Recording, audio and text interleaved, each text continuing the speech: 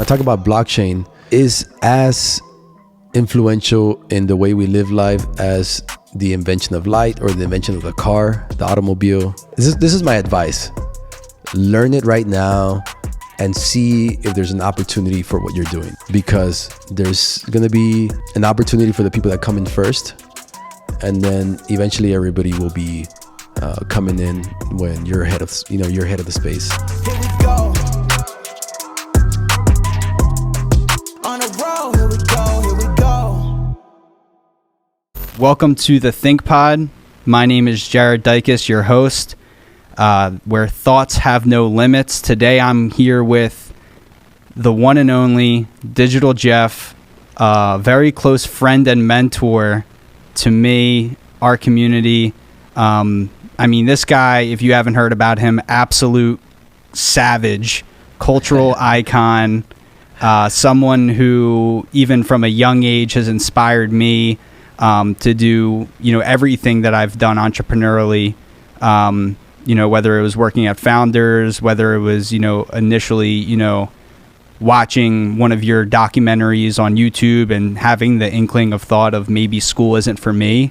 I mean, you've been on this journey for a minute now, documenting leaders, documenting entrepreneurs, and now here you are entering the Metaverse. It seems like it was just about a year ago where I gave you a call to see if you've heard about this Metaverse thing, and now here we are today. Thank you so much, man, for hopping on the show. Man, it's such a pleasure, bro. I've been excited for this call for a while. Hearing you say these words about, seeing one of the YouTube videos, documentaries, or, all these things were like things that I wrote down when I was trying to come up with these concepts, because it's hard to pitch like these ideas when it hasn't been done before to somebody that doesn't know what you're talking about. And for me, that person was Gerard. Like, Gerard was one of those guys that believed in me, and I was like, dude, we can be the guys that, are the voice of the generation, man. And it sounds kind of like weird, or like now looking backwards, like obviously like it's played off. It's played off in the sense of it worked. What we came up with actually worked. And for you to say that, you're not the first person that tells me this. I've heard it, quite a lot over the last few years, of how they saw one of my documentaries on YouTube or Facebook or something like that, and it completely changed their paradigm of how they see life. And that's beautiful. And it's like, makes me, it just first of all, it made my day, and it helps me keep going, bro. So thank you for those words. No problem. I'll tell you real quick a short story on when I understood, I guess, at the Mecca, when Digital Jeff, when I believed like the most into you. And not that I don't believe the most into you right this moment, brother, but I'm saying, I don't know if you remember season 3 of the Leaders Create Leaders, that party in New York City, like the release, when Gerard gave that speech about you, and he just talked, a little bit about what you've brought to the space. And at the time it was the entrepreneurship space, right? Which is such a broad industry, such a broad, name. When I heard Gerard speak on some of the things that you've done, to bring this vision to life for him and what it meant to him, that's when, and I saw the people there in person. I mean, I forget where it was at, but it might have been in like Soho. It was it was a dope spot, like easily the nicest place that I've ever went to. And it was just so awesome to see not only your work in such a highlight, but at the same time, hear about the person that you are as an individual and as a leader, and what you meant to that space. So can you speak on a little bit just about that journey of creating Leaders Create Leaders, and maybe what that was like? Yeah. So, man, that's been a journey that, I feel like there needs to be a movie done of that story. Not because it's me involved in it, but at the time being, you got to think about YouTube in 2014, 2015. YouTube was mostly seen like for vloggers or for tutorials or these type of videos that are not, you don't consider yourself a filmmaker, if you're posting your videos on YouTube. And for me, like, that was the only platform that I had access to, because I was in a little city in Texas where you don't have access to Hollywood budgets, or there's no production companies that would listen to your idea, or there's no production companies in general. I had the only production company at the time. And me moving to New York City was to find somebody that I could partner with the idea of creating a platform on YouTube, and it hadn't been done before. There'd be different people, like, this is 2015. Yeah, but originally when I started uploading these videos, it started off as a vlog, because that's the only way. That was kind of like the way I can meet people in the middle, where it was like, okay, I'm doing something that's people are used to, but I'm trying to tell different stories, man. It's not what, like, this is stuff that you see in TV, but you don't see on TV. It's the in between, like that space in between was what I had envisioned capturing and bringing out to the world, because the majority of us can't afford to have a mentor like Ryan Blair or like Gary Vaynerchuk, right? Like, we just can't, like, it's not accessible for us. But what if we can film a day in the life with them and showcase really how they actually live, and get to talk to them and film it in a way where you feel you're part of the room when you see this, when you're seeing these documentaries, you see them like you're part of that. It doesn't feel like they're talking to. It's not gonna feel like they're talking like a one way. It feels like you're part of that conversation, and that was kind of like the vision for it. And ideally, like when we launched it, it was kind of scary, because it would take a lot to produce each of these episodes, and they all have their own unique style and their own unique way of the way that they came out. So there was no really like template that we were following. We were creating our own template for this, and nobody had done it before. At the time there was not that many podcasts out there. Ours wasn't a podcast either, but there was really no talk shows that were doing it. There was, I think, Impact Theory with Tom Bilyeu, and then there was a Joe Rogan podcast. And then at around that time, the Paul brothers were kind of blowing up too with their whole vlog and influencer.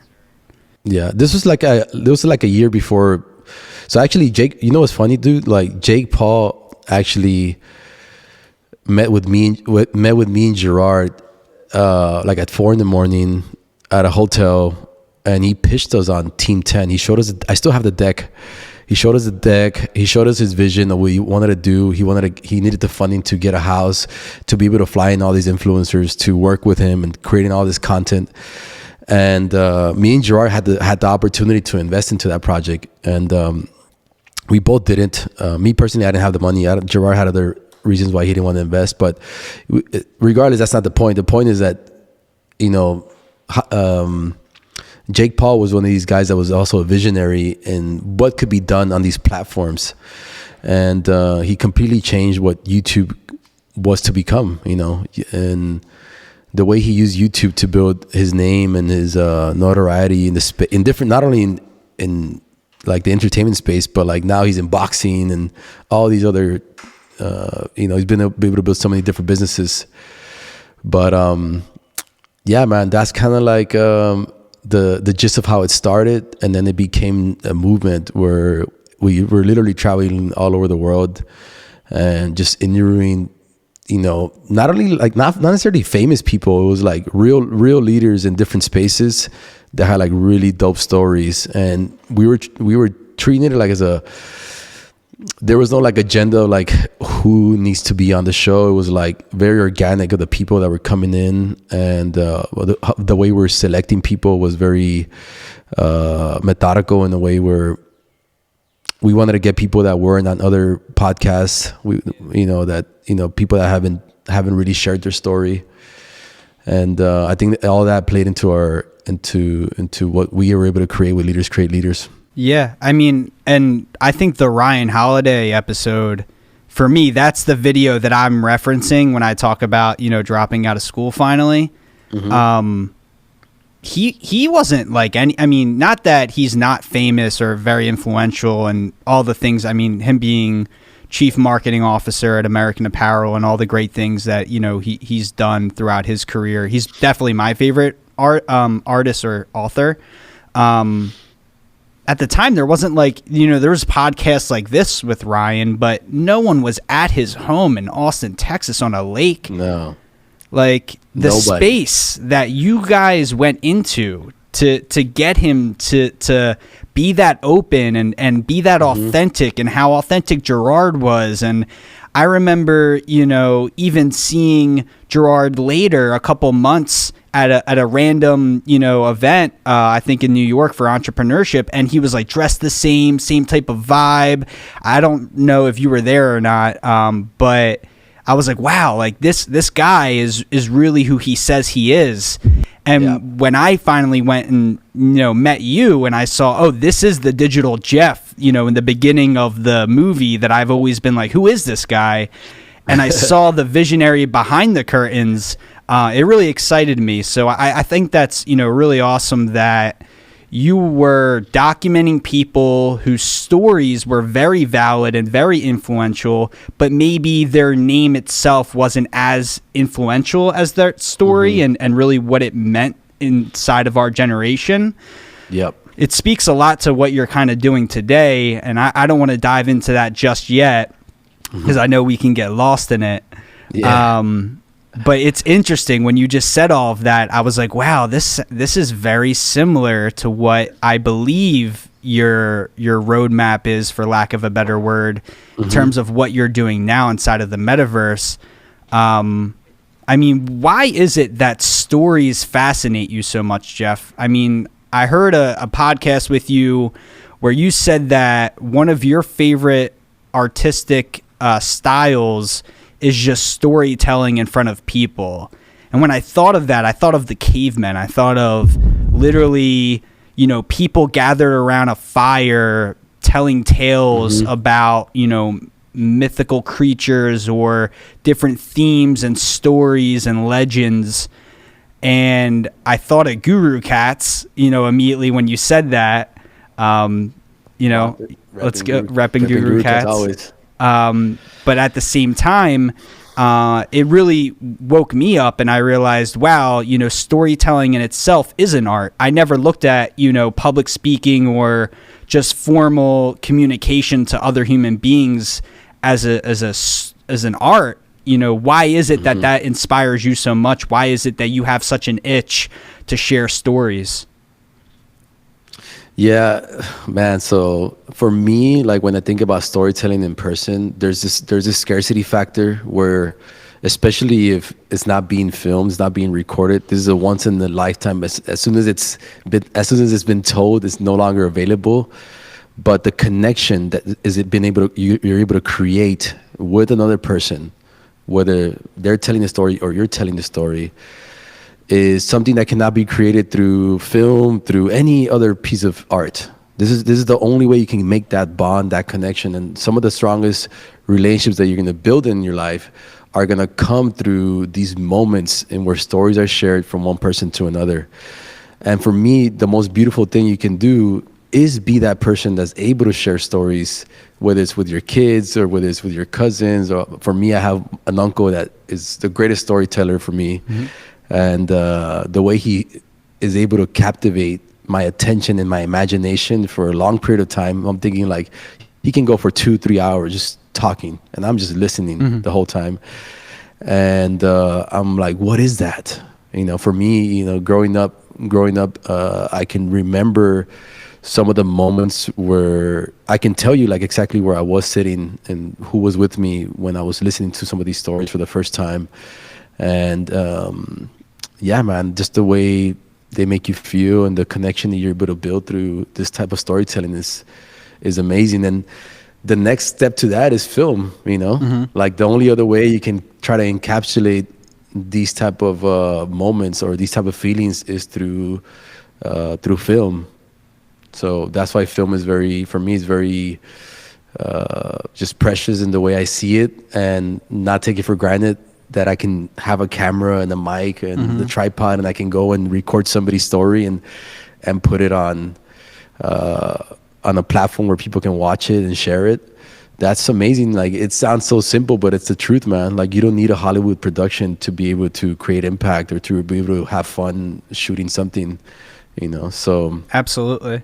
I can think of one of my favorite Gary Vee videos is literally him on an airplane with his MacBook.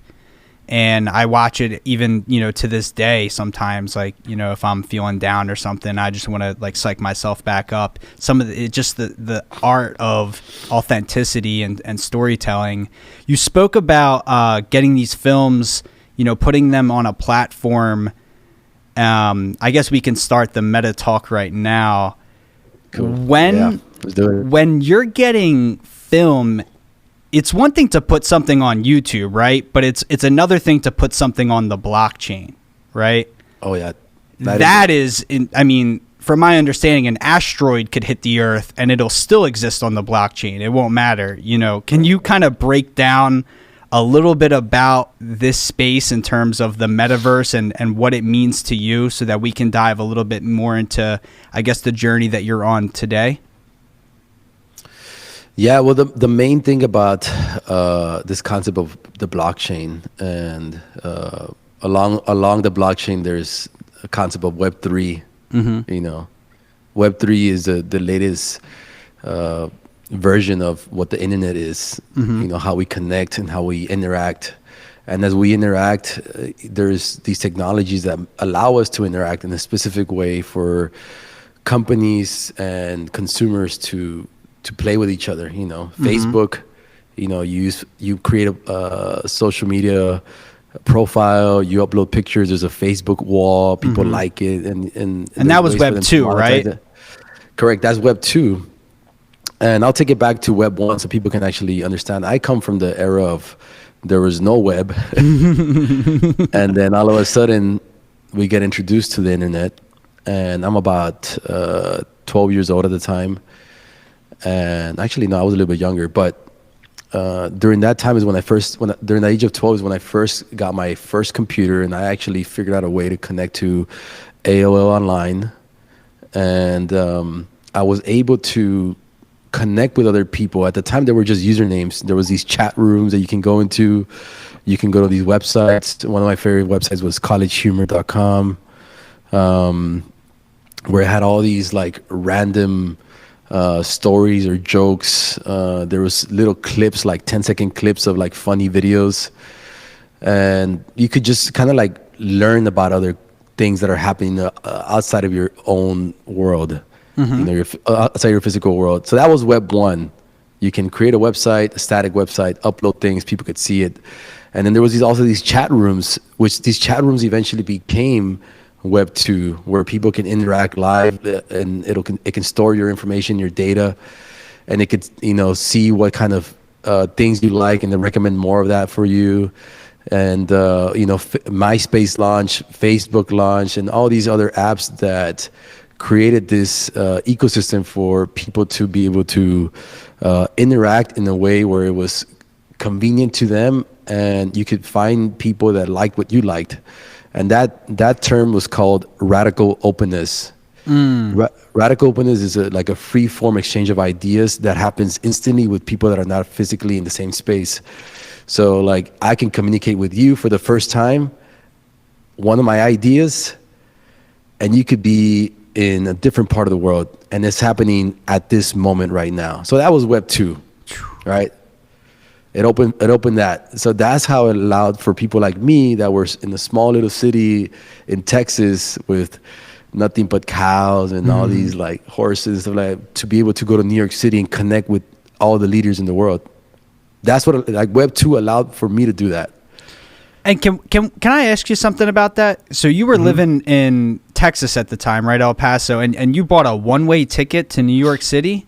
Correct. You did that before knowing Gerard or after knowing? Before knowing Gerard. How did you meet Gerard Adams? So, let me go back 2015. I ended up working during the summer of 2015. I worked for this company called Meerkat. Meerkat was the first ever mobile live streaming platform. And I was working more I wasn't an intern, but I was in the full-time. I was kind of like a part-time employee. But I ended up going to San Francisco for the summer to work with the actual. I wanted to work with the actual team. I didn't want to be remote. So at the time, the person that hired me, his name is Neve Dror. Shout out to Neve, completely changed my life, and he doesn't even know it. But Neve gave me the opportunity to go work in San Francisco for about 3 months, and Wow. during that time, because I was a high school teacher, those 3 months during the summer we're not teaching, so you can do whatever you want during that time. So I used that time to for this opportunity. And during the time that I was working in San Francisco, I met a lot of people through the Meerkat app, this live streaming platform. And I met people from London, I met people from Japan, from China, like all over the world. And one of the two of the people that I met were out of New York City. So I flew into New York City like in July of 2015. Okay. And I threw my first event. Were Like, you Digital Jeff at the time? I was Digital Jeff. I've been Digital Jeff since day one, bro. I'll tell you that. I will go back to that. I'll go back to that story in a little bit. But You did your first meetup. I did my first meetup, and like 50 people showed up, bro. It was crazy. I had done meetups in my hometown, and like, you know, there was like 10 people. Mm-hmm. I throw a meetup in New York City, like 50 people show up. They're all wearing like the merch, like everybody's like all about Meerkat, like what's up, Digital Jeff? Like I'm like, damn, I did a whole photo shoot for everybody. Oh, what? I have video of like I did vlog video of this. So anyway, so I was like, okay, cool. There's a community here in New York City. I love the vibe. I spent there about 5 days. Just I was mostly working for the company, and I met up with MTV. I met up with Fox, like different TV stations that were leaning towards going mobile live streaming into the mobile live streaming platforms. I produced the first ever live streaming platform. I mean, the first ever live mobile show for Al Roker. Oh, wow. I was a producer on the show. And I just saw like this opportunity in New York City that I had never really seen before. And I was like, if I'm going to do this, if I'm going to take a leap, instead of me going to San Francisco, I think I should go to New York City, because Wow. New York City it's more of a creative space. And for some reason, for me, it felt more organic to go to New York City. But even with the people that I met at this event, like nobody was like I didn't know anybody, like where they lived. I don't know. Like I just didn't know. I didn't really know anybody. And the school year starts again, and I end up having to go back to Texas. I started teaching for the first couple of months, and during this time that I'm teaching, this whole time, the only thing I can think about is taking off to New York City. And I spoke to Susie about it. For context, Susie's my wife, and we spoke about it, and she's like, "Hey, like that's all you talk about. You should definitely, like, if you want to do it, just go for it." Like she said something like along the lines of like, "You always kind of do what you want to do anyway, so just go for it." So when she said that, this is like we're heading up to the Thanksgiving break. We're about to have a week off from work, and I was like, I think this is a perfect time for me to burn the boats and just go to New York City. And it's actually like not ethical for you to quit teaching during the middle of a school year. Yeah. So it took a lot of like, I had to get out of character for me to be able to do that, and to talk to my director at the time and tell them, hey, like I just made the decision to go to New York City and try to make it as a filmmaker. Sounded so like completely like it was just so random. And by the way, just give you some context of that, like I was actually very involved in the school. Yeah. What were you teaching? I was teaching design, film production, and commercial photography. At a high school? At a high school, correct. What were they graduating Steven Spielbergs and stuff like that, man? Yes, My high sir. school didn't have that. I don't think. I actually level. was one that launched the program in Laredo. Oh wow, that's awesome, man. So when you said it was step out of character, you really had to like completely shift. I mean, you were adding a ton of value. It sounds like to that school. correct. And my director was like, "Hey, just so you know, like you're gonna lose your teaching certificate for 5 years minimum if you quit in the middle of the school year. Is that worth it for you and your family?" And I was like I already made a decision. So regardless of the outcome, like I'm not coming back. Like doesn't even matter if it could be 50 years of no teaching. Like I could, not that I don't care. I don't want to say it like in those words, but I already made my decision. Can I just stop you right there? I want to get into how you met Gerard, but this whole time, you know, I'm just thinking, wow, like this is a very tough decision. I've had to make tough decisions in my life, but I don't have a family. I don't have kids. I don't have a wife. You're talking about some of the stuff that you're doing, but it's affecting your family. Correct. So Yeah. what does making a risk or a decision like that, how does that influence, you know, your family life, and how hard is it, you know, to kind of guide, you know, where your North Star is and where you truly want to go compared to what's right for you and your family? Yeah.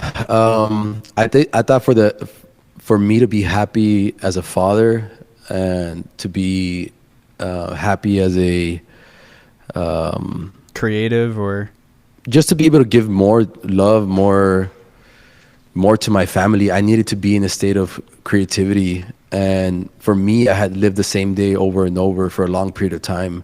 And if I could predict tomorrow, then it's not fun for me anymore. I want to be able to be, not that it's healthy also, but like, I want to be able to say, I don't know what tomorrow is going to bring, but I'm excited for it because I get to play, I get to create. And for me, it felt like the best decision I could do to be happy and to be able to continue smiling every morning and continue being a happy father and being a happy relationship is to go for these things that push myself to become a better person, you know, level up in all aspects, from learning to just being more thoughtful and being around other people that are into what I'm into. So I had to challenge myself. I was no longer challenging where I was. And I did see myself going down this rabbit hole of like, if I continue doing this for 2 years, 5 years, 10 years of what I'm doing right now, I know that I'm going to regret this for the rest of my life. And Jeff, just because I know a little bit more about your story than some of these people watching, would you say that New York decision or experience is very closely related to where you're at right now in your life? 100%. So you 100%. had to move from Texas to Alabama. Correct. Recently, yeah. And I'm going to move again. Oh, are you? Yeah. And I mean, I don't want to get to the details of that yet, but you know, this idea of like living in one city and growing up with, you know, just staying in one city, like that's the normal thing to do. But it's also normal to not live in your city and move to where it fits what you need to do. And I'm trying to shift that paradigm to allow people to have the permission, give themselves the permission to make the move. You know, I think that's one of my things is like, I, of all people, having a family, 4 kids, being married for, you know, at the time I was married for like 12, 13 years when I made the first move from Laredo, Texas to New York City. All my kids had their friends, you know, everything was stable. There was no stress in my life. Like I had a perfect job. You know, I had a studio that was generating more money than my teaching job. At the time, there was 9 employees working with me. And I gave up all that to give myself an opportunity of a lifetime. And I didn't even know if there was going to be an opportunity. It was more like the opportunity was more about me being able to say, I took a leap of faith. And regardless of the outcome, I did it. That's it. Like I never sold my soul to comfort. Wow. I've never sold my soul to comfort. Correct. And I think that's kind of like, if you look at my story, it's not about being a great filmmaker or a great storyteller. It's not about being a great, I don't know. I don't even know what, you know, what will come of what I do next. It's not about that. It's about saying, these are the things that I wanted to do. And if I did it without any funding, without any money, and literally like without any projects booked, I had 0 things that I would say, okay, this will at least get me going. I had nothing promised. I moved to a city where not only is it hard to, it's like they say, if you can make it in New York, you can make it anywhere. And that's true. Mm-hmm. That's true because it's a brutal city. It's cold 90% of the time. if you can afford a decent space, it's still crowded. Yeah. The people, they don't mess around. Like, they're cutthroat in a good way. I think for me, it worked in my favor. People like, somebody says no, like, all right, cool, move on. There's no playing around here. But I went to where it's like when you play a video game, do you play it in the easy level or do you want to play it in the master level? And for me, I was like, let me play it at the highest level. That's the only way I'm going to be content with how much I can push myself. So Jeff, someone watching this right now who's about to take a leap of faith or go embark on, some type of journey, what's your biggest piece of advice to that person who's about to take this leap of faith? When you make this decision to get outside of your comfort zone, outside of your city, whatever the case may be, what's your biggest piece of advice to that person? Speed and patience. I think speed is one of the most overlooked things by people that are trying to create a difference in their life. We tend to think of these ideas and we hold on to them for a month, 2 months, 3 months. I now think of ideas and I act upon the idea as soon as it comes to me, because I feel like the gods will favor speed. The gods work in the speed of light, if you think about it. And they're giving you an idea, which I feel like the ideas come from the gods, is so you can act on it. Not so you can sit and ask all your friends if this is a good idea. So because of the society we live in, especially with social media, it's easy to ask somebody for advice. It's easy to ask somebody for their opinion. And it's easy to go and say, hey, like, I'm thinking of doing this. Like, what do you think? And it's great, but it's better to say, I'm doing this. Let me show you this and see what they think, And on top of that is you're going to learn more about acting on things that come to your intuition. It gives you a lot more confidence to be able to continue acting on your intuition. And two, when you do mess up, you say, hey, I acted on my intuition, I fucked up. All right, cool, let me fix it. It's easier for you to fix things that you've already experimented and tried, versus if you're trying to fix an idea that's on paper and, you start adding to the idea and you never actually do anything because, but on the opposite of that is patience, because you might be doing a lot of things and money doesn't come like that always. Sometimes money takes a little bit longer to catch up to you. And you got to have patience. You got to have grit. You got to be able to survive with as little as possible and be able to be okay with living in the cold or not having a 5-star meal on the weekends. All these concepts are part of patience and discipline and being stoic and understanding that you have a North Star, and whatever it takes to get to that North Star, as long as you know that you're putting you're working every single day towards that North Star, you got to be okay with where you're at, because that's really the gift, is being able to do it. Wow. Somebody asked me the days, like, if I had, like, hey, do you feel like you've already made it? And I was like, dude, I made it the day I fucking took the leap of faith. Because I was already doing it. You just wanted to play the game, and now that you're in the game, that's it. Stay in the game. Yeah. If you stay in the game long enough, you're eventually gonna get lucky, bro. You're gonna catch some good hands, and you're gonna be able to score. That's it. Like, stay in the game. That's awesome. No, I mean, I completely agree with what you just said about speed and patience. They're kind of contradictory, but I think at the same time, when you take a leap of faith, you have to just trust your intuition, like you're talking about, so that you can fix it faster, but also, improve and just take, the thoughts a little bit quicker. I can definitely relate to that, but I want to bring it back to, where you are now.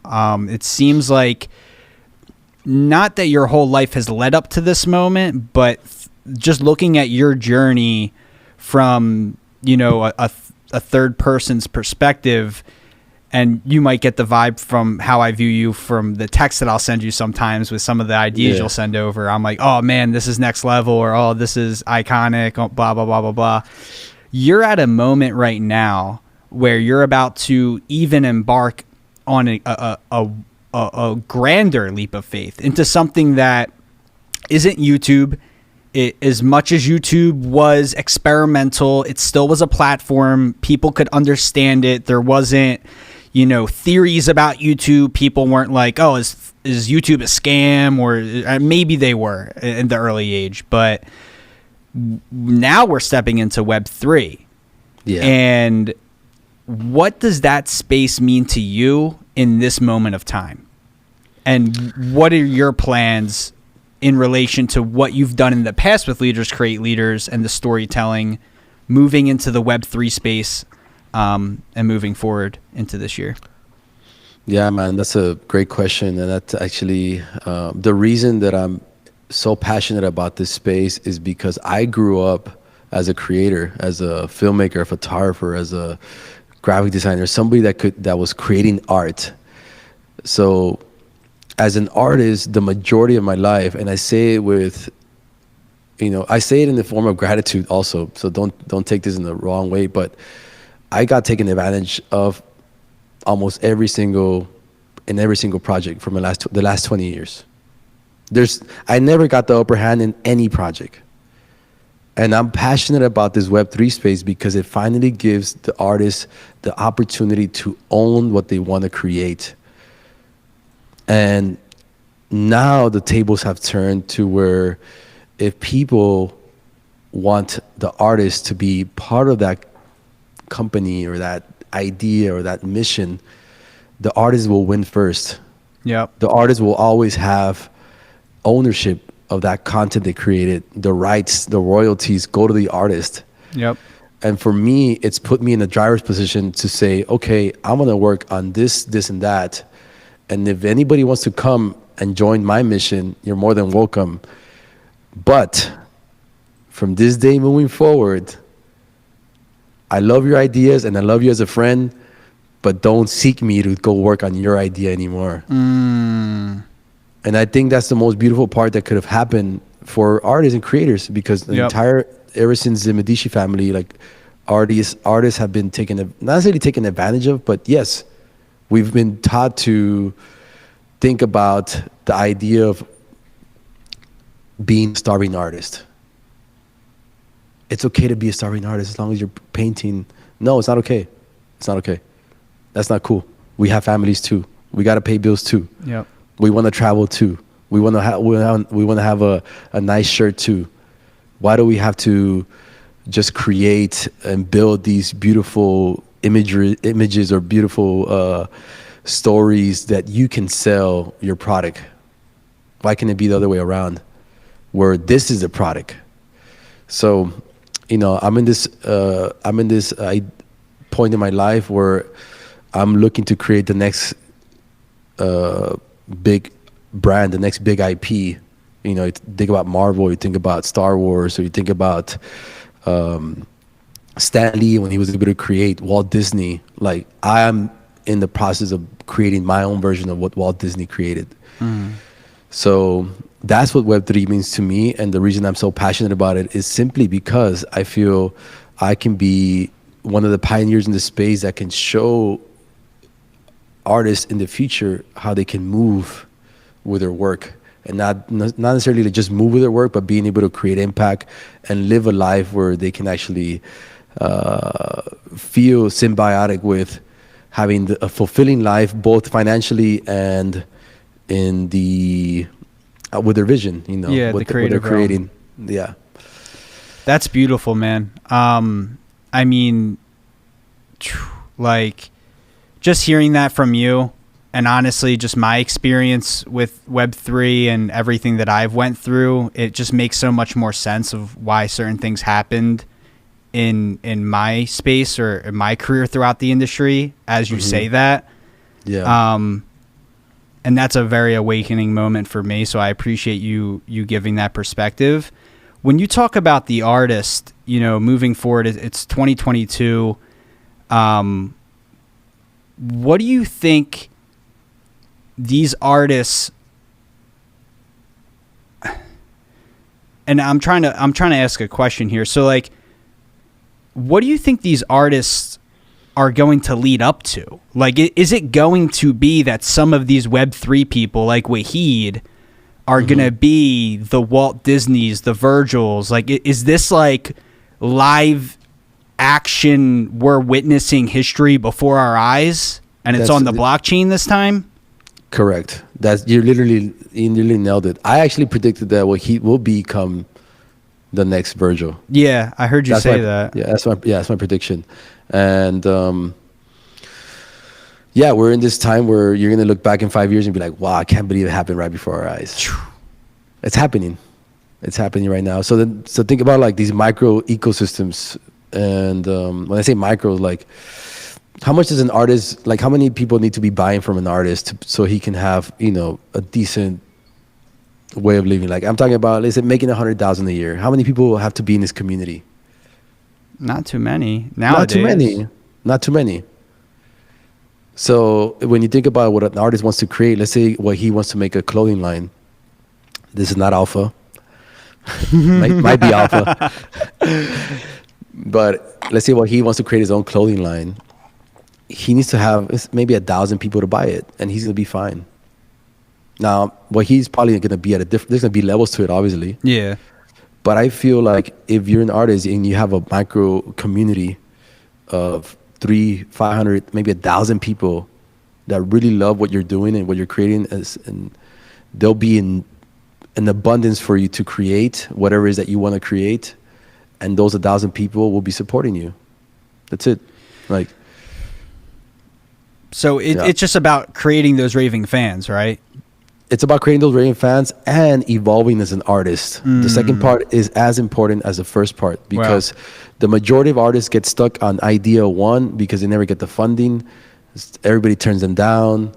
Like they just kind of give up. They get to a point where they just got to go get a regular job, and they give up on their vision, their ideas of what they had. So phase one of what we're doing is putting the artists in a position where they have that community now, and they can now continue evolving as an artist. And the evolution of the artist is as important and more important, because when you think about the blockchain and Web3 and the way NFTs and tokens work, the more valuable the artist becomes, the original people that discovered this artist, the token holders, are going to reap the benefits as well. So day one supporters of, let's say we're talking about Wahid right now, day one supporters of Wahid will reap the benefits if Wahid continues coming up with dope shit year after year after year after year, because people are going to want that original. In 10 years, people are going to want that original piece that he came up with. And guess what? Somebody owns it, and you can buy it from that person. So the value will continue moving forward higher is if the artist continues to evolve. So the idea is for not only us to help artists get to that level, but push them into them creating an ecosystem where they're creating more value for their not, I don't say customers, for their community. So there's a lot of talk about the artist, but then there's not, in my opinion, a lot of talk about like the operators or the people behind the artist sometimes, like Giovanni, for example, in Wahid's situation. I know you had an interview with him and got a little bit into his story. What can you tell me about operators in this space? Like, are they artists in a weird way as well, even though they're not, maybe on Blender or whatever the case may be? Like, how do you view those people? They are as much of an artist as the actual guy on Blender or on Photoshop, because the artist needs to have somebody that can see his vision and be able to communicate that vision to manufacturing companies, the community. That takes art as well. It's not just, like, look at this amazing photo or this amazing video and that everything takes off. Like there's like what Giovanni's doing with Smiles is as important or even more important than what he is. It's actually symbiotic. You can't have one over the other. And in order for an artist to be fully an artist, he needs to have that person next to him. He cannot be taking messages, 24/7. He cannot be listening to everybody in the community. He needs to, artists needs to be able to work in flow and be able to be in this state of creativity. And the only way for that to work is to have that partnership, to have that person you can rely on. And me personally, I'm going through the same exact thing. I'm trying to find the right partner that could do all that, so I can stay in the place of creativity. And for me, creativity is not just me creating myself, but finding the creators that I'm going to continue getting behind. So, yeah, man. Jeff, do you think everyone's an artist in a weird way, or no?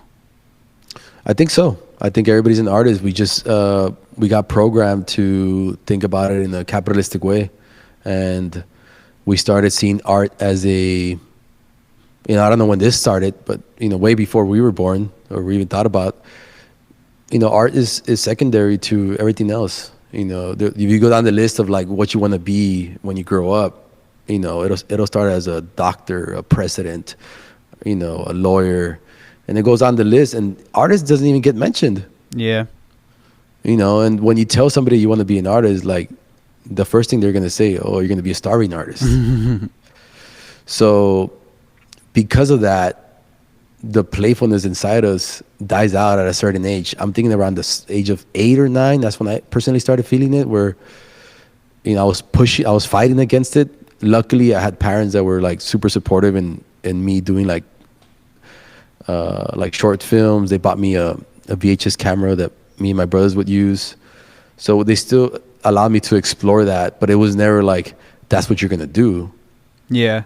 And for me, I never actually stopped doing it. I've been doing it all my life since I started.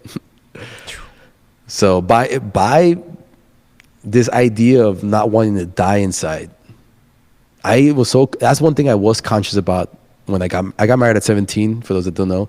So I got married at 17, and I knew that I had to provide for my family. Those were the two like non-negotiables. Like, all right, I'm going to be a father, a husband, and I'm going to provide for my family, and I'm going to take great pride in this. Right? That's not negotiable. The other non-negotiable is I'm going to continue doing short films. I'm going to figure it out how I'm going to do it, but I'm going to continue doing this because that's how I have fun. That's how I express myself. So I actually never stopped. Now, this idea of creating, being a music, not a music producer, but like shooting music videos and doing short films and all this never really paid bills until like when I was at age, like maybe like 3-4 years later. It started like, I started making money from it.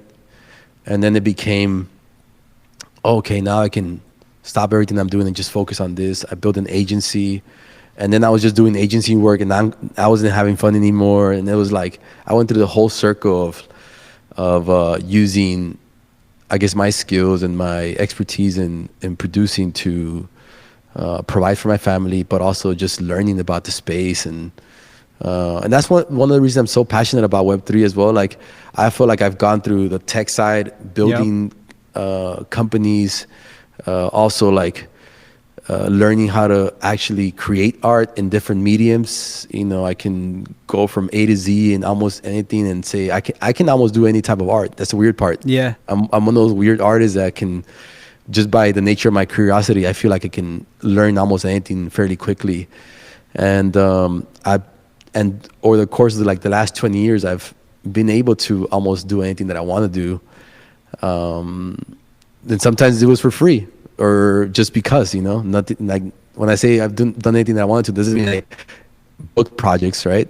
It's like, okay, I want to do a short film on this, and that's it. I will do it because I wanted to do it. But me coming to this Web3 space, I come from the art side, but also have the entrepreneurial side, because since the age of 17, I've had to provide for my family. I've launched many different businesses in all areas. At one point I had a trucking company. I had all these trucks. I've had websites, publications, photo studios. I've done wedding photography, and the array of different businesses that I've had coincide with all the art stuff that comes from me. This all this area of creativity. So me coming into the Web3 space, I understand experiences. I understand like how to build a product line or how to build a story behind the product. Or, all these. Yeah.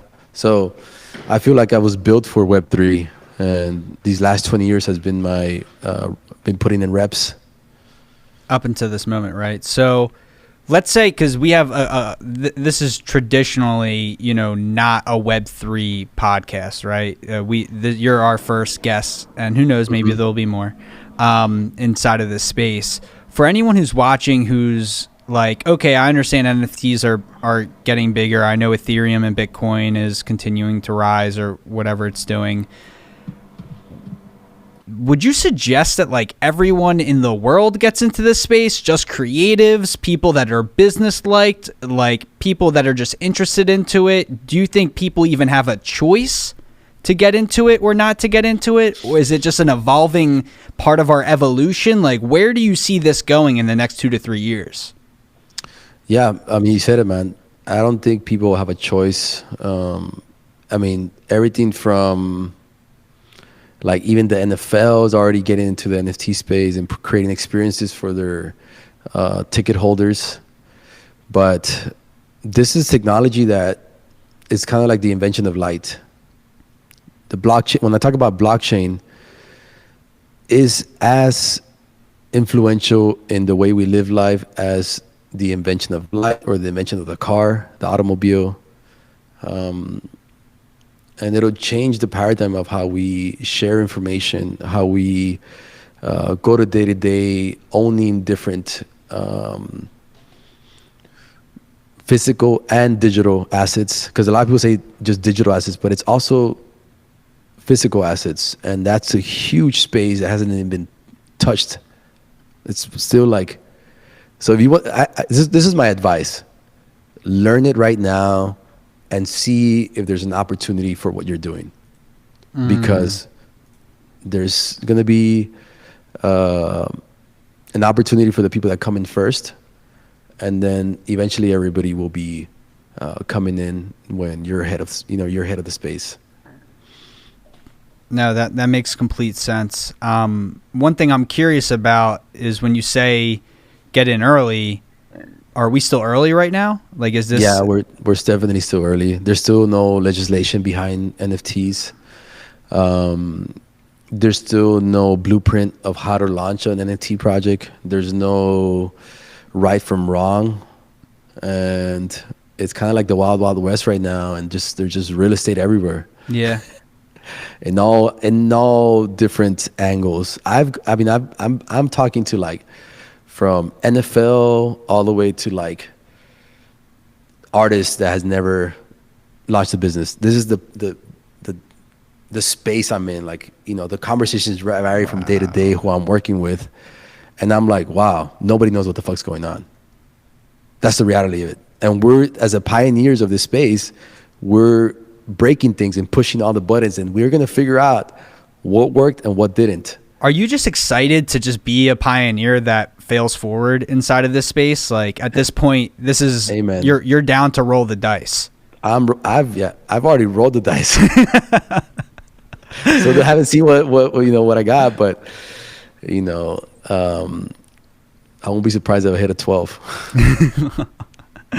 That's funny, man. Well, Yeah. Jeff, it's been a pleasure. Thank you so much for hopping on. I mean, your story and everything that, you as an individual stand for, it just means so much to me. I really do appreciate you, sharing your insight on the Web3 space. I loved what you had to say about artists. That is something that completely, shifted my perspective. In terms of how artists play a role inside of just life in general. I think that what you're doing in a time where the world has never needed community more, right? You're almost pioneering the wave of many, many, many micro communities and macro communities to be built inside of House of Clay, inside of Guru Cats, and everything that you're doing. within the space. Is there anything that you wanted to leave us with before we let you go? No, man, I just want to say thank you. And, you know, if you guys have any questions, reach out to me on social media at Digital Jeff. On Twitter, I'm Jeff Castillo, Jeff Castillo. And then you can go to houseofclay.io where you see what we're building, and you can send me an email directly there. My email's somewhere on the page. But yeah, I'm just excited about what's to come with Web3. We are launching a new show called Doxed, and we partnered up with at Metaverse, which is the largest community in Web3 space right now. And yeah, there's going to be a lot of eyes behind this new show. And I'm excited to be on camera for the first time. I want to be in front of a camera, you know, so that's exciting for me too. That's awesome, man. Real quick, you going to NYC for NFT weekend? Yeah. And okay, so yeah, so let me just mention about that. So we're actually doing an event at NFT NYC. We're actually doing 2 events. And I guess you can get I'll put the information on the website, houseofclay.io, and I'll put it on my Instagram as well. But we're going to be hosting a live room with interviews with different leaders in the space. And I'll be hosting the interviews. And then we're also doing an actual like party type, you know, for a different project, which I can't really talk about it yet, but it's coming. That's awesome, man. Please keep me up to date with that. Thank you for everything that you're doing, Jeff, and it was a pleasure talking to you. Likewise, brother. Namaste. Namaste. Here we go.